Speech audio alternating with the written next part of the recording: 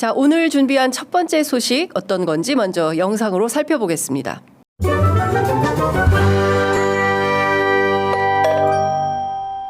이재명 대통령은 미국 방문에 앞서 8월 23일부터 24일까지 일본을 방문해 이시바 시게루 일본 총리와 한일 정상회담 및 만찬 등 일정을 가질 예정입니다. 회담을 통해 한일 정상은 양국 간 미래지향적 협력의 발판을 공고히 하고 한일 그리고 한미일 공조 강화 방안은 물론 영내 평화와 안정, 지역 및 글로벌 이슈에 대해서도 허심탄회하게 의견을 나누게 될 것입니다. 네, 대변인님 MBC 정상빈입니다. 먼저 23일, 24일 일본 방문하신다고 했는데 그럼 24일 미국으로 이동하시는 일정을 고려하면 23일에 회담과 만찬 모두 이뤄지는 건지 23일, 24일로 알려져 있고 그리고 만찬이 예정되어 있고 24일부터 26일까지는 이제 한미 정상회담 일정으로 잡혀 있잖아요. 지금 말씀하신 일정과 거의 유사하지 않을까 싶은데 자세한 일정은 좀 더 확인해 봐야 되지 않을까 싶긴 합니다. 네, 대변인님 반갑습니다. 취재편의점 장윤선 기자입니다. 후쿠시마 오염수 문제와 관련해서는 우리 국민들의 건강권 문제로 상당히 많은 국민들이 관심을 갖고 있는데요. 이번 한일 정상회담 의제로 후쿠시마 오염수 방류 문제가 제기가 되는지 좀 여쭙고 싶고, 물론 앞서 의제가 아직 확정되진 않았다고 하는데 우리 정부 입장에서는 후쿠시마 오염수 방류에 대해서 일본 정부 측에 어떤 입장을 전달하실지도 궁금합니다. 아직은 정확하게 이제 정상회담에 대해서 상세 의제에 대해서 논의하고 있지는 않은 것으로 알고 있고요. 이제 여러 사안들에 대해서는 이제 회담 직전까지도 어떤 의제를 올릴 것인지에 대해서 실무팀에서 좀 더 논의가 될 것으로 알고 있습니다.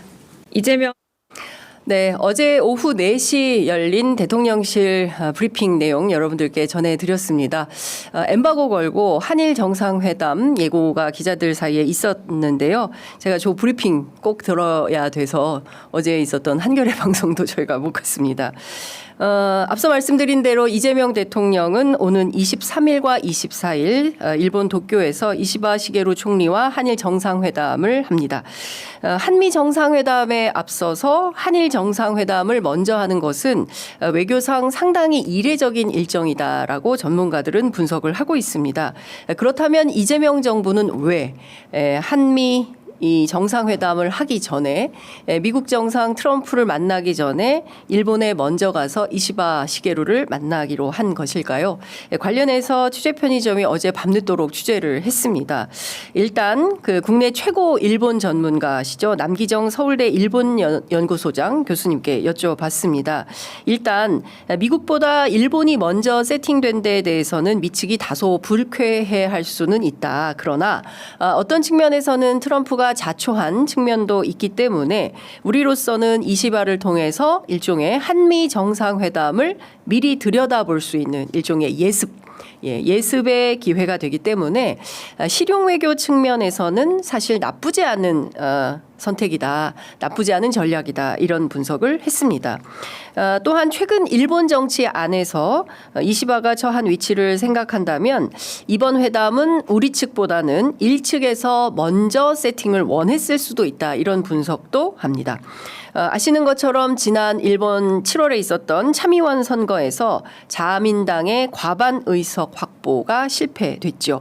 사실 이 책임을 물어서 이시바 사퇴론이 상당히 거세게 일고 있습니다. 물론 최근 여론조사에서는 다소 주춤한 모양새를 보이고 있지만 이시바 입장에서는 국내 여론이 자신을 향해서 사퇴론이 크기 때문에 이것을 잠재울 수 있는 어떤 하나의 정치적 돌파구로 한일 정상회담을 세팅했을 수도 있다. 그런 것을 원했을 수도 있다. 이런 분석도 나옵니다. 이시바 시게루, 우리는 그동안 아베, 기시다, 사실상 극단주의 극우 정치인들을 상대하느라고 한국 정치가 굉장히 어려웠습니다.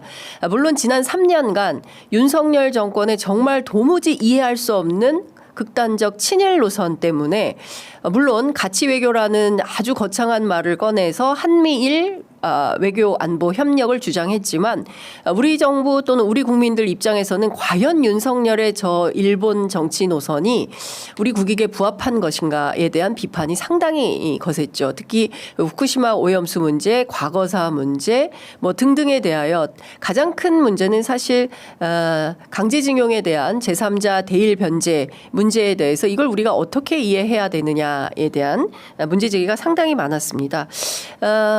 그럼에도 불구하고 이후에 우리가 이 지도자 이시바 시게루라는 사람을 통해서 앞으로 한일 관계를 어떻게 만들어가야 할 것인가, 이것은 사실 이재명 정부에게 중요한 과제이기도 합니다.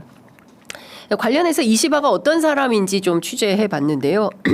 평소에 이 사람은 탈아베주의를 지향하고 있다라고 남기정 서울대 교수는 설명하고 있습니다.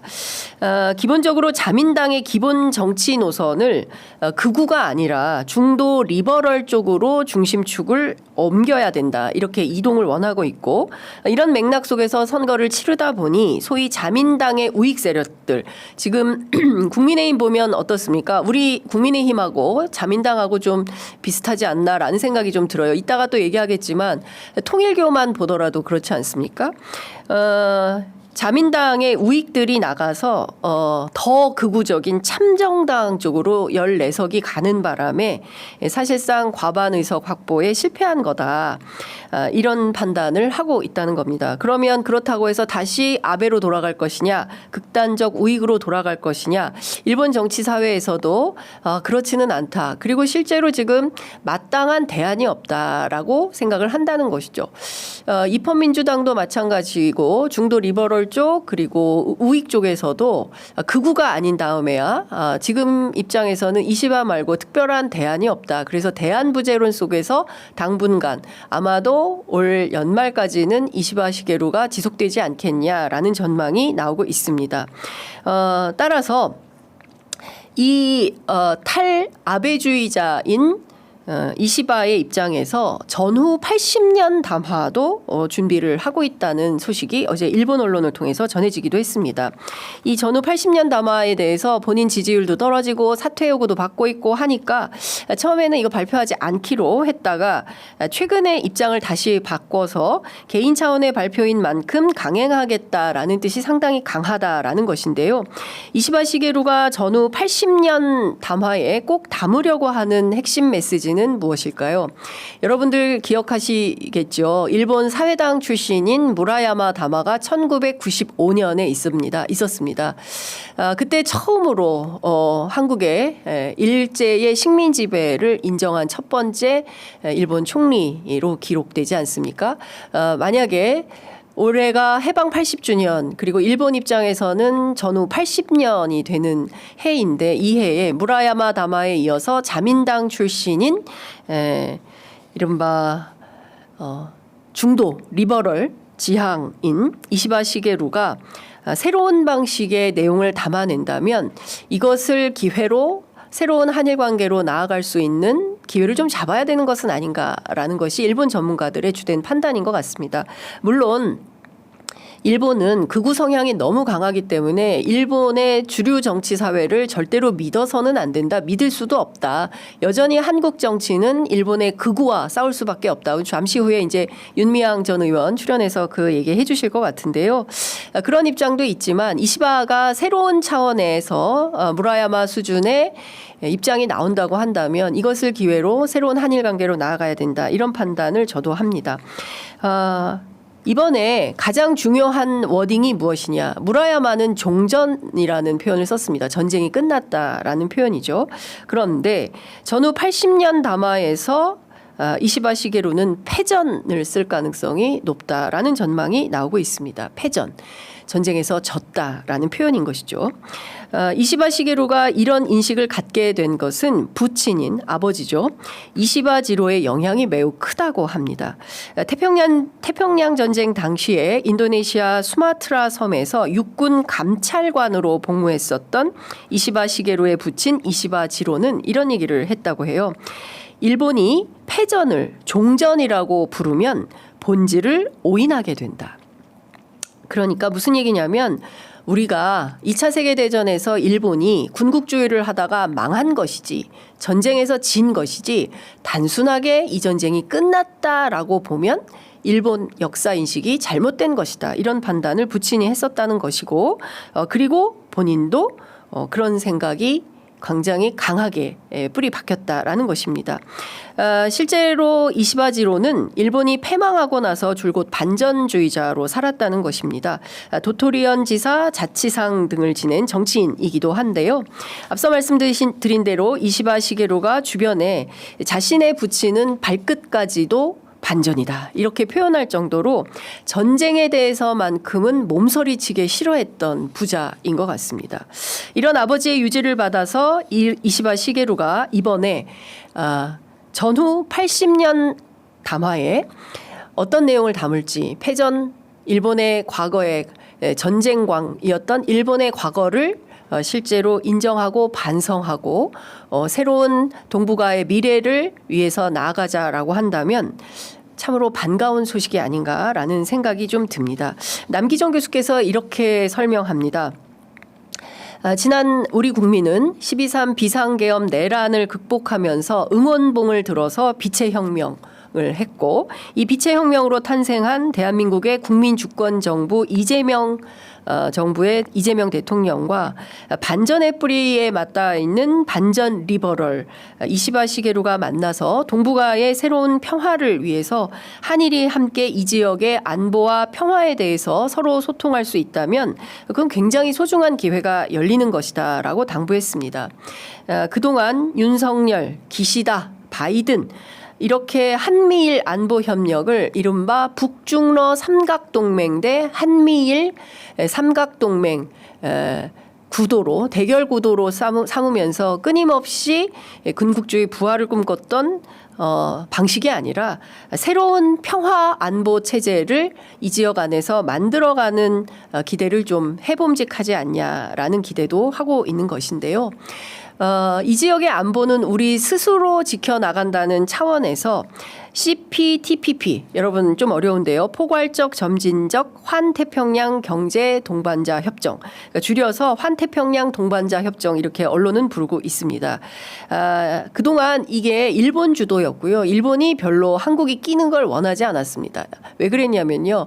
이 지역에 일본식 표현으로 오야붕. 예, 주도권은 바로 아베 기시다. 이런 일본 중심의 세계를 펼쳐야 된다고 일본이 큰형님이고 한국은 그 밑을 따라가는 일본식 표현으로 꼬붕이야. 이런 생각들을 했었는데요. 그게 아니라 새로운 차원에서의 다자질서를 만들 수 있는 여기에는 중국도 없고 네, 일본이 주도하니까 중국도 없고 미국도 없습니다. 따라서 CPTPP 체제에서 한국과 일본이 주도하는 새로운 아시아 태평양 또는 새로운 환태평양의 다자질서를 구축하는 차원에서 굉장히 유효한 수단이 될 수도 있다. 반가운 것은 일본에서도 한국의 참여를 희망하고 있고 우리 정부도 좋다라는 뜻을 밝힌 걸로 알고 있습니다. 관련해서 어떤 진전이 있을지는 앞으로 좀 지켜봐야 될 것 같습니다. 이시바가 올 초 의회에서 이런 연설을 했다고 합니다. 왜 전쟁이 시작됐는가? 왜 피할 수 없었는가? 이걸 검증하는데 올해가 극히 중요한 시점이다라고 말했다고 합니다. 전후 80년 우리는 광복 80년 해방 80년을 맞이하죠. 아시는 것처럼 올해는 굉장히 역사적인 해입니다. 을사늑약으로 120년 전에 우리는 국권을 빼앗겼습니다. 일본으로부터. 그리고 해방 80년 그리고 올해는 역사적으로 한일협정 60년을 맞는 해입니다. 이때 이시바 시게루 이재명 그리고 이재명 이시바 시게루 중도 보수 중도 리버럴 이 두 정치인이 만나서 아시아 태평양 지역의 새로운 안보 질서를 만든다면 북한도 중국도 러시아도 그렇죠. 미국도 일본도 한국도 이 육자가 다자간 협력 체계를 가지면서 우리로서는 한반도의 항구적인 평화를 그리고 일본도 항구적인 평화 체제를 그래서 더불어 함께 동북아의 새로운 평화 정착을 이루어낼 수 있다면 그 또한 굉장히 좋은 일 아니겠습니까? 아이고 장 기자님 일본을 어떻게 믿습니까? 일본은 극우예요. 믿지 마십시오라고 저한테 조언하시는 분들도 꽤 많습니다. 저도 잘 압니다. 그러나 일본의 시민사회는 늘 평화를 지향합니다. 일본의 평화를 지향하는 평화 세력과 한국의 시민사회가 손을 잡고 함께 수많은 역할들을 해왔습니다. 시민사회가 정치사회로 확장되면서 이 지역의 평화를 위해서 협력할 수 있다면 모든 세력이 다 해야 되지 않겠습니까? 한국에서 우리가 극우 세력 국민의힘에 대해서 저 사람들 박물관으로 보내야 된다라고 생각하는 것처럼 일본의 시민사회에서도 극우와 끊임없이 싸우고 있습니다. 일본에서도 극우와 소수화될 수 있다면 그 길을 이시바 시게루가 조금이라도 열 수 있다고 한다면 한국의 시민사회와 한국의 정치사회가 이시바 시게루와 협력해서 새로운 동북아 질서를 만들어갈 수 있도록 기회가 왔을 때 그 기회를 잡고 새로운 길을 개척해 나가는 것, 그것이 바로 정치의 역할이 아닌가라는 생각이 좀 듭니다. 사실 우리 시민사회에서는 굉장히 많은 내용을 이번 한일 정상회담에서 다뤄야 한다고 제기하고 있습니다. 강제동원 제3자 변제, 일본군 위안부에 대한 사죄와 배상, 후쿠시마 오염수 무단 방류 중단 다 요구하고 있습니다. 그러나 현실적으로 이 많은 의제들이 다 위에 올라오기는 만무하다라는 얘기가 나오고 있습니다. 현실적으로 윤석열 정권 때 늘 얘기했던 거 여러분 기억하시죠? 물컵에 반잔을 우리가 먼저 채웠으니 나머지 반잔은 이제 일본이 채워야 한다. 그러나 윤석열 3년 내내 일본이 그 반잔 채웠습니까? 아직 채우지 않았죠. 바로 이시바 시게루를 통해서 그 남은 반잔을 채워야 하는데 그 최소한의 노력은 한국인 136명이 수몰된 일본의 조세이 탄광이 있습니다. 이 조세이 탄광에서 유해를 수습하는 것으로부터 역사에 대한 반성과 새로운 한일 관계로 나아가는 단초가 열리기를 기대해 봅니다. 이시바 시게루도 이 부분은 우리가 협력할 수 있다라는 뜻을 피력했다고 하니까요. 이번 한일 정상회담을 통해서 조세이 탄광에 수몰되어 있는 우리 유해 136명이 다시 한번 수습되어서 한국으로 봉환이 될 수 있을지 기대를 해보도록 하겠습니다. 자, 두 번째 소식으로 넘어가겠습니다.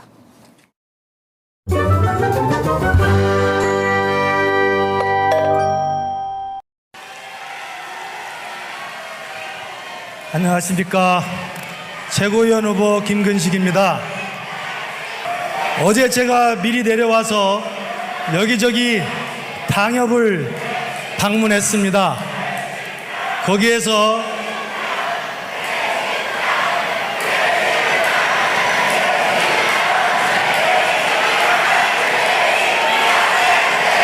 저에게 한 당원이 말씀하셨습니다.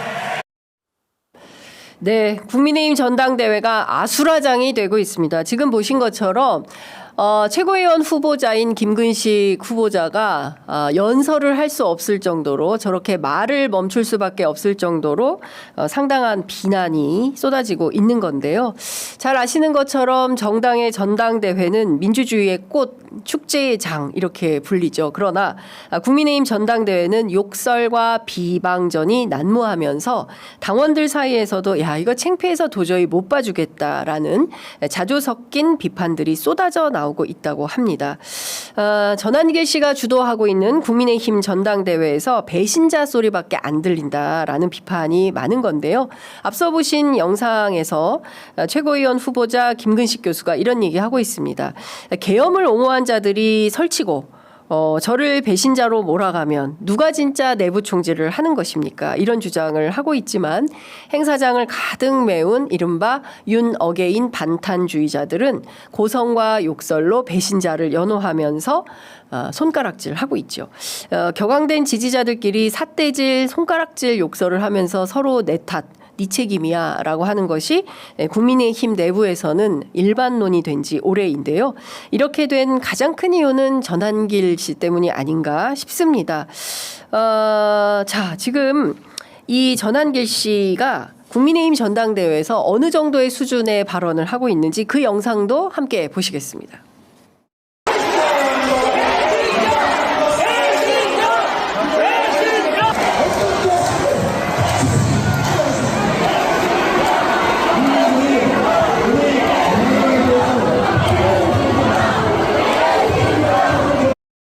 아이고. 속 시끄럽죠. 네, 저런 영상 가급적 안 틀어주시면 좋겠습니다. 이런 댓글도 상당히 많이 올라오는데요. 저는 봐야 한다고 생각합니다. 네, 객관적으로 어떻게 돌아가는지를 잘 정확하게 살펴서 충분한 가치 판단을 할 수 있어야 그게 정론직필하는 언론의 자세다라고 생각을 하는데요. 재미있는 포인트는 전한길 씨가 약간 연예인병에 들어간 것 같아요. 본인이 또 이런 말을 합니다. 나 때문에 굉장히 흥행에 성공하고 있다. 그리고 흥행이 중요하다. 흥행을 강조하고 있습니다. 어제 대전에서 한 얘기인데요. 그 얘기도 함께 들어보겠습니다. 또 언론들도 많이 관심을 가집니다. 여러분 아시다시피 전환길이 가는 곳에 언론 이슈가 되니까 그래서 국민의힘 전당대회가 흥행도 돼야 되지 않습니까? 그래서 국민들부터 관심도 받고 그래야만이 이번 전당대회 결과 어떤 당대표가 뽑혔지, 어떤 최고위원이 뽑혔지, 어떤 청년이 뽑혔는지에 대해서 국민들이 관심을 가져야 향후에 국민의힘이 지지율도 올라가고 그래서 국민들에게 사랑받을 수 있지 않겠습니까? 저렇게 해서 국민들께 사랑받는 정당이 될 수 있습니까? 계엄을 옹호하고 내란을 획책하고 내란을 선동하는 사람들이 무슨 국민으로부터 사랑받을 자격이 있습니까? 지금 이 순간도 아무런 반성도 없는 이 사람들에 대해서 과연 우리 국민들이 저 사람들 잘한다 이러면 일본 극우처럼 되는 겁니다. 일본 자민당이요. 도대체 몇 년, 56년부터 저는 헤아리지도 못했어요. 굉장히 오랫동안 일당을 하고 있는데 일본 정치사회가 어떻습니까? 물가가 어떻습니까? 네. 그리고 일본의 GDP가 어떻습니까? 한국하고 비교할 수 있는 수준입니까? 점점 나락으로 빠져가니 일본의 국민들은 극단적 우익으로 마치 트럼프 현상처럼 일본은 아베 현상이 있는 것이죠. 그 사회에서 탈출구, 돌파구를 마련하기 위해서 전한길 씨 같은 사람이 주류가 되면 윤석열이 주류가 되면 대한민국이 정상입니까? 그렇죠? 온 국민이 눈살을 찌푸릴 수밖에 없는 진상 전당대회를 획책하고 있으면서도 저렇게 뻔뻔하게 흥행 얘기를 하고 있는 것입니다. 지지율이 올라갈 거라고요? 최근 국민의힘 지지율 살펴보겠습니다. 지난 7일 전국 지표조사입니다. NBS 조사인데요. 대한민국 조사에서 가장 비교적 보수적인 여론조사다라고 알려져 있지요. 국민의힘 지지율이 16%로 최저치를 찍었습니다. 대선 전인 지난 5월 4주차 때 31%였습니다. 새 정부 출범 이후엔 6월 2주차 조사에서는 23%, 그리고 7월 2주차 조사에서는 19%, 20%대가 붕괴됐던 것이죠. 그리고 마침내 16% 찍었습니다. 저는 이 정도 수순이라고 한다면 조만간 한 자릿수까지도 내려가지 않겠나라는 전망을 하게 됩니다. 그럼에도 불구하고 국민의힘은 여전히 친길당이냐 반길당이냐 이렇게 하고 있죠. 윤호개인도 모자라서 내란 찬동하고 있습니다. 민주정당입니까? 공당입니까? 그리고 송원석 비대위원장 얘기하죠. 특검의 수사에 절대 응할 수가 없다. 당원 명부 절대로 내놓지 않겠다. 왜 그렇겠습니까? 통일교와 상당히 연루되어 있는 통일교 전당대회, 특정 정당과 연루되어 있는 요소가 많이 있기 때문에 그거 못 내놓는 겁니다. 정정당당하면 당원 명부 왜 안 내놓습니까? 아시는 것처럼 이번에 처음이 아닙니다. 지난번 검찰의 압수수색 때 여러분들 기억하시겠지만 김상욱 의원이 영장 집행하는데 협력했었죠. 그때 변호인 자격으로 김상욱 의원이 당원 명부 다 가져가라고 준 바 있습니다. 그런데 송원석 의원 이번에 왜 안 내놓습니까? 이유는 뻔한 것이죠. 가려야 할 불편한 진실이 많기 때문이다 생각합니다. 자, 세 번째 소식 살펴보겠습니다.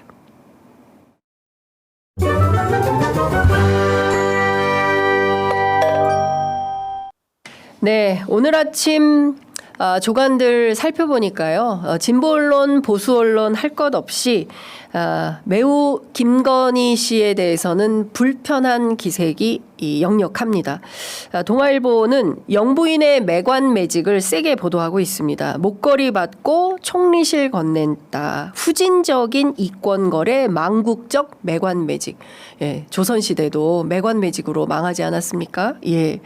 그리고 한겨레 신문은 기가 막힌 제목을 뽑았습니다. 왕비 진상품으로 알았나? 김건희 명품 선물 사랑하다 나락. 예, 명품 좋아하다 나락 같다 이런 표현이겠죠. 제가 제일 기가 막히게 보고 있는 것은 소위 얘기하는 영부인 DC 3,500만 원입니다. 무슨 얘기냐면요. 여러분들 아시는 것처럼 바쉐론 콘스탄틴이라는 시계. 아니 나도 영부인인데 해외 갈 때 시계 하나 제대로 된 거 있었으면 좋겠다라고 했다는 거 아니겠습니까? 제가 오늘부터 아마도 이게 유행어가 될 것 같다라는 생각이 좀 들었는데요. 어제 JTBC 단독 보도에 나온 겁니다. 혼자만 보석이 없어서 엠베러스했다, 난처했다, 뭐 이런 거예요. 이 서씨 아시죠? 대통령실에 로봇계 납품했던 D 업체의 대표 서모 씨, 최근엔 보수 유튜버로도 활동했던 사람인데 이 사람이 이런 얘기했어요. 대통령 부인이 되더니 이상해졌어요. 구두 이런 데다 돈 바르고 그런 스타일이 아니에요. 명품에 대해서도 잘 몰랐었고 내가 얘기하면 다 모르더라고. 그런 게 있어요 하고 관심도 없었어요. 그런데 해외 사절 등 외빈을 만나면서 명품 장신구에 빠졌다 이렇게 얘기를 합니다. 본인이 너무 초라하더라. 굉장히 엠버러스했다. 난처하고 당황했다. 다른 사람들은 막 이렇게 디너 파티에서 보석 이렇게 했는데 자기만 없어갖고 한국말로 X 팔렸다. 이런 얘기를 했다는 겁니다. 김건희 씨는 진짜 사석에서 쓰는 단어는 욕설에 뭐 어마어마합니다.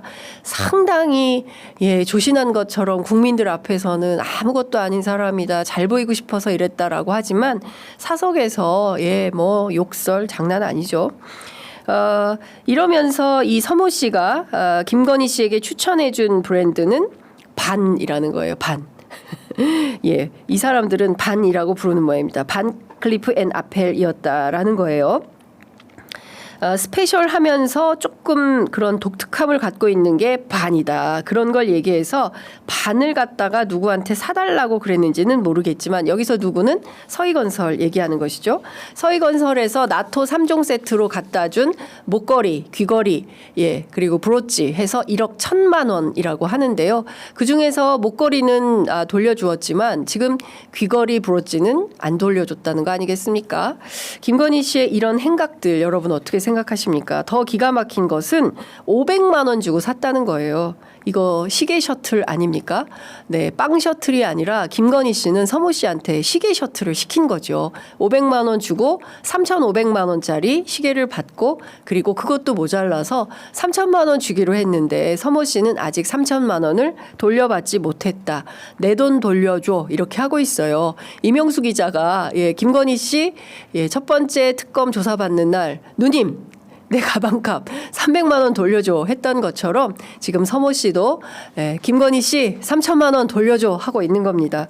자, 오늘 김건희 씨가 특검에 구속된 상태에서 첫 번째 조사를 받게 됩니다. 어떤 내용이 추가로 나오는지 내일 뉴스 퀵 배송에서 또 소개해 드리도록 하겠습니다. 자, 다음 코너로 넘어가겠습니다.